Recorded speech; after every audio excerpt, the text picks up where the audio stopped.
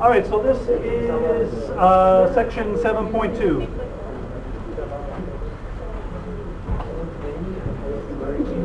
And we're going to, let's get started, guys. We're going to solve systems by elimination.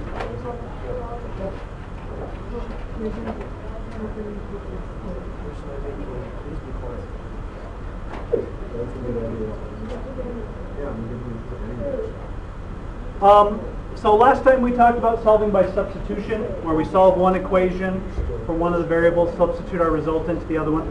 So this time we're going to eliminate one of the variables, and we want to do two. We need to do two things to solve by elimination. So we have a system of equations. Guys, let's get started. We have a system of equations. So our first step is we want to multiply one or both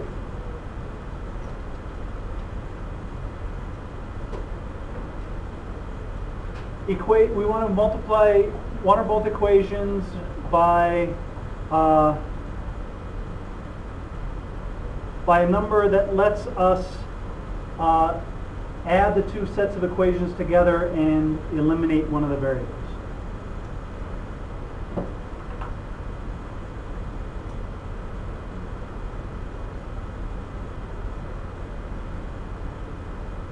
So we want to multiply one or both equations by a number that lets us add the equations.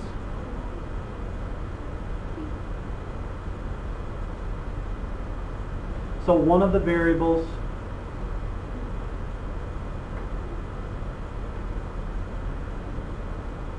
goes away.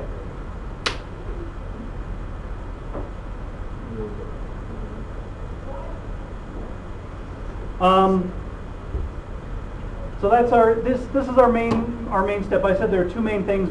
Our first step is to multiply one or both equations by our number, and the second step is to add the equations so that one of the variables goes away. So we want to pick our number so that when we add, one of them goes away.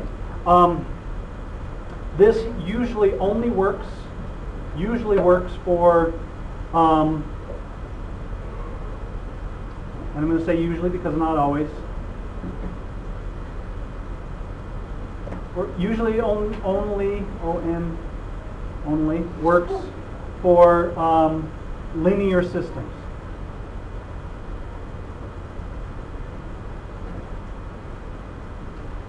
So if we have a quadratic, so if we have x squareds and y squareds, x cubed, y cubed, usually elimination is not going to work unless our equations are nice.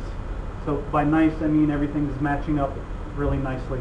So usually we use elimination if we have linear systems. So our variables are only raised to the first power.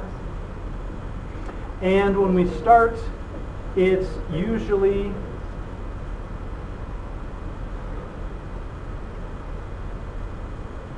easiest to get the variables on one side and the constant on the other side of the equation.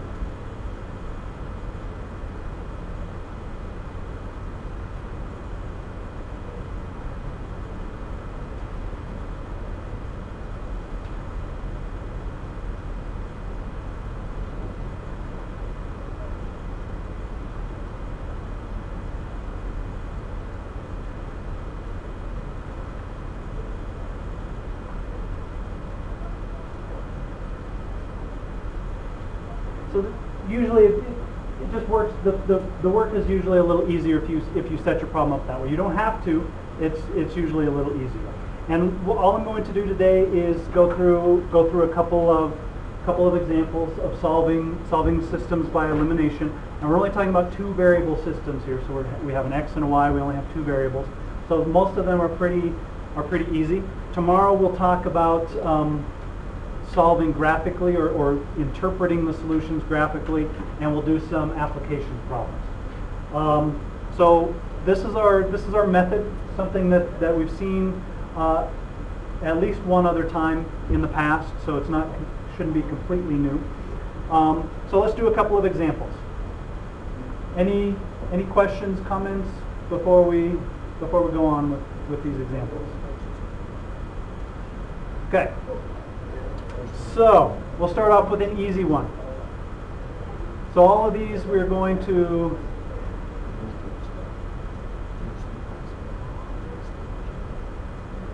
solve these by elimination. So our first system, 2x.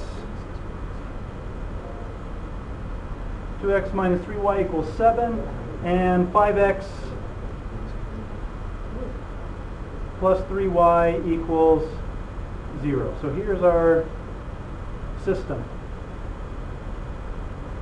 So what's going to be our first step here? Cancel the 3y's. So we don't have to multiply the equations by anything, because if we add them together, these y's, the 3y's, will just cancel. They'll add to 0. So this one's nice and easy. We didn't have to rearrange anything. We don't have to multiply by anything. So we just add. So my first step is to add. And I get 7x equals 7. Minus 3y plus 3y is 0. Divide by 7, so I get x equals 1. And then once I get x equals 1, I can substitute that into either equation and solve for y. So my second step is going to be substitute and solve for y. So I'm just going to substitute into my first equation. 2 times 1 minus 3y equals 7. So I get 2 minus 3y equals 7. Subtract 2 from both sides. Minus 3y equals 5. Divide by negative 3, and y equals negative 5/3. So my solution for this one is going to be the 0.1 negative 5/3. And we should always check our work. So if I plug in 2 and negative 5/3 here, 2 times 1 is 2, and minus 3 times 5/3 is 5, positive 5, so 2 plus 5 is 7. And here I plug in x equals 1, I get 5 minus, when I plug in minus 5/3 here, I get minus 5. 5 minus 5 is 0. So my solution checks out. And double checking, plugging back in to double check your work is always a good idea when you solve your systems. So this was a nice, easy example. Questions on what we did here? All right, let's look at another example.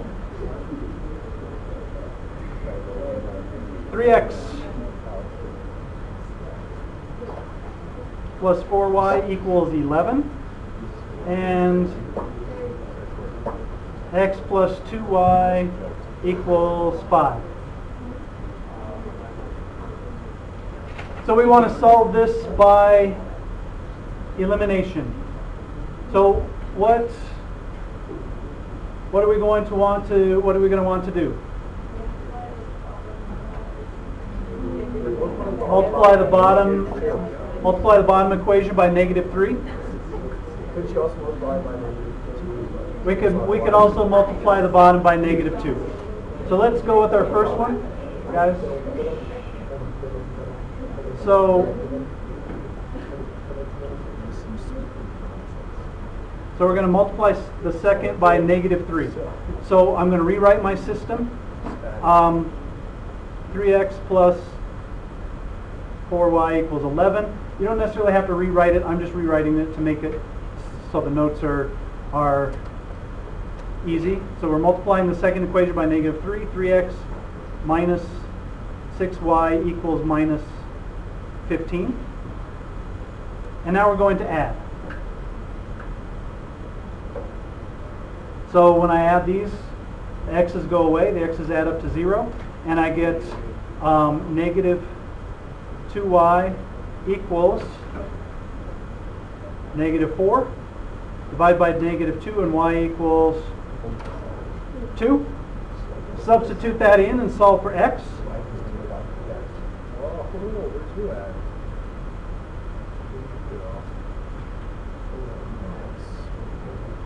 So I'm going to I'll plug this one into the second equation.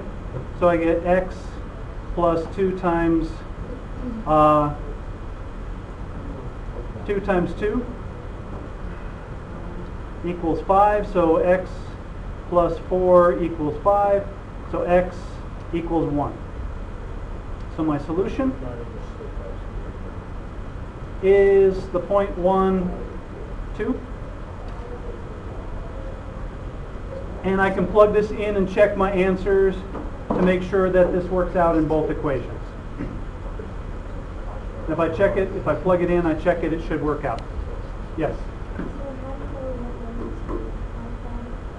So the way we choose is whatever we multiply this by, I want to end up with an equation so that when I add them together, either the x or the y goes away. Okay? Master plan. It's not the wording. No. All right, questions on that one? So the last example I want to do is a little more complicated, and then I want to give you a few pointers, and that's really all we're going to talk about. Really, all we're going to talk about today. Tomorrow we'll talk about graphical solutions and applications. So for this example, we have 2x minus 3y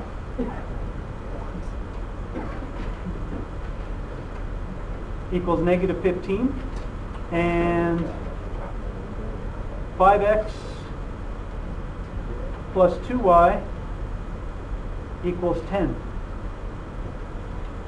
And we want to solve this by elimination. So what are we going to do? What are we going to do with this one? We have to multiply both. We have to multiply the top by some number and the bottom by some number, so that one of our variables goes away. So the ones that I picked, I'm going to multiply the top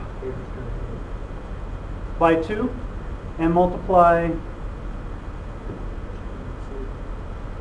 the bottom by 3.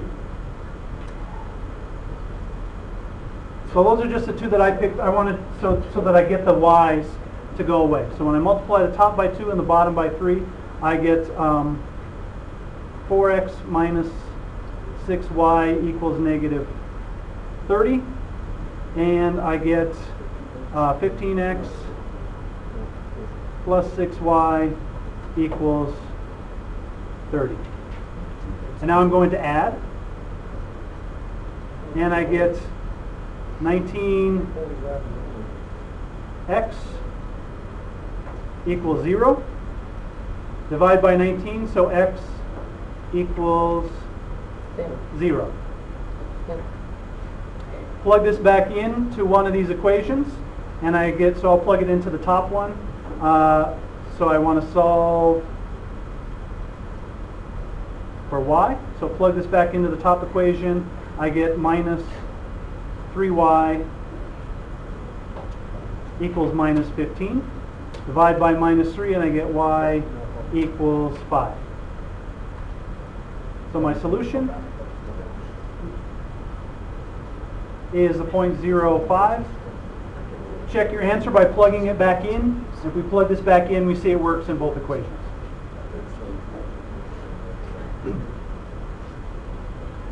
Questions on that one? All right. So I'm not going to do any other examples. I just want to point a couple of things out for you. What if we have this kind of system?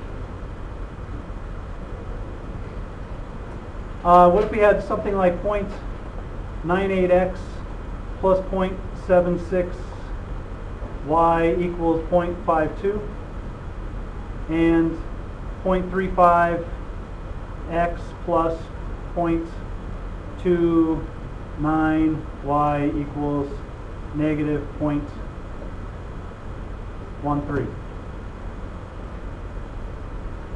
What are we going to do with all those decimals?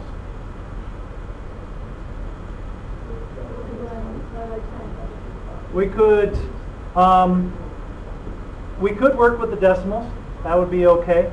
It would be not particularly nice. Now, since we have 0.98, 0.76, 0.52, would we want to multiply by 10, or how about if we multiply by 100? Multiply everything by 100?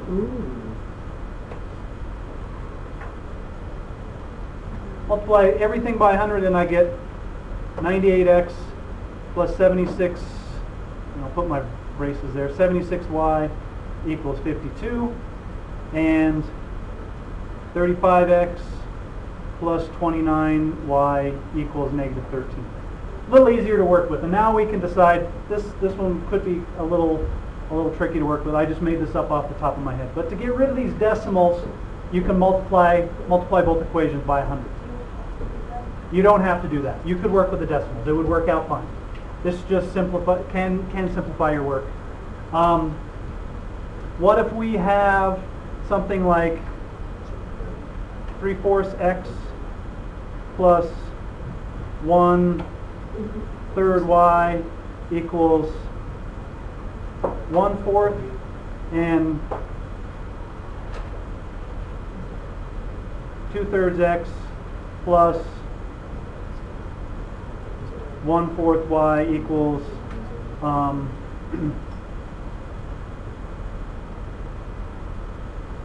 1/3. What if we have a system like this?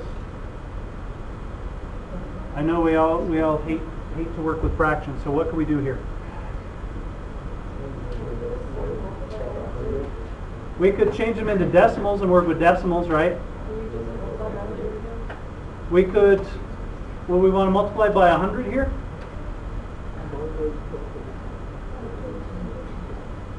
What could we multiply that would get rid of those denominators?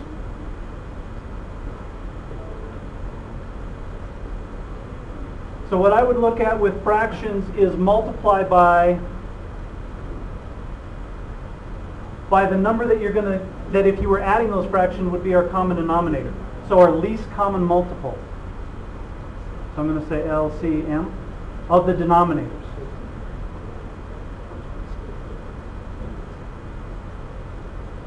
So what's the least common multiple of 3 and 4?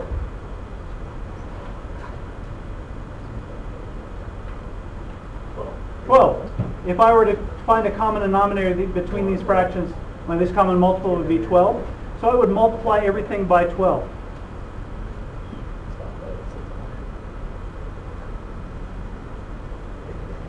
Multiply by 12, and when I multiply by 12, that gets rid of these, would get rid of all of these denominators. So I would cancel out the denominators. So when you have fractions, you can multiply by the least common multiple of the denominators to get rid of the fractions. Or you could just work with fractions. It would just make it a little more difficult. You end up having to find common denominators anyway to add these up. So if I have this problem, I would multiply everything by 12 to get rid of those denominators. Does that make sense? All right, we'll talk more about this tomorrow, but what happens, what does it tell you if you solve your system and you get an answer? What if you solve your system and you get an answer that says 0 equals 0? What does that tell you? Do you remember? What is it? All real numbers. You have infinite number of solutions.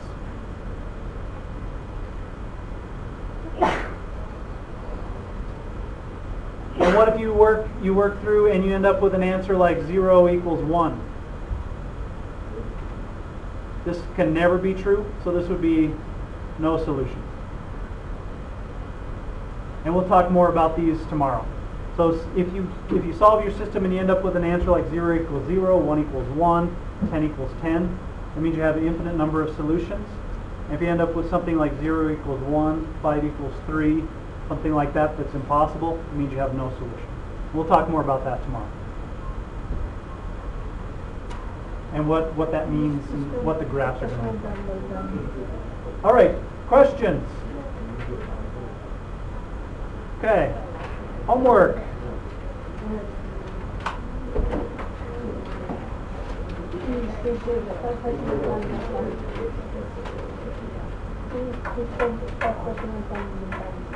Every other odd.